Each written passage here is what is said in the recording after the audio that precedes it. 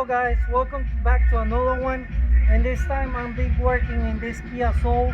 Last video we already swapped the engine, we already put everything brand new, but it was giving us a couple errors. One of the errors, it was the radiator that we replaced. I did that off camera. Another, it was O2 sensors that it was bad, but I bought the basically Amazon eBay brand, which is the cheapest one, thinking that wasn't gonna give me any issues.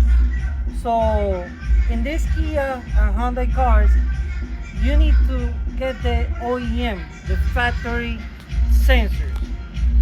This is the part numbers for one and for the other one.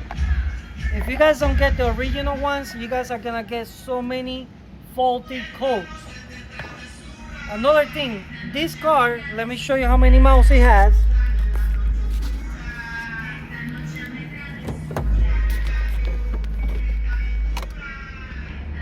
This car got that many miles. So right now it's 0 miles, obviously, because we did the whole engine. But the issues with this O2 sensors, they last only 100,000 miles. This is the old ones. So we already put the new ones, but because the car has so many miles, the honeycomb, basically on the catalyst converter, it was clogged. So we have to take everything out, but it was still giving us issues. So we have to get to the catalytic converter filter, which is this one. How you can find out if your filter or catalytic converter is bad?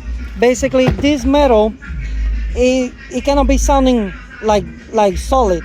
If it sounds like a metal, like, you know, like hello metal, I don't know how to say it exactly, basically it's good.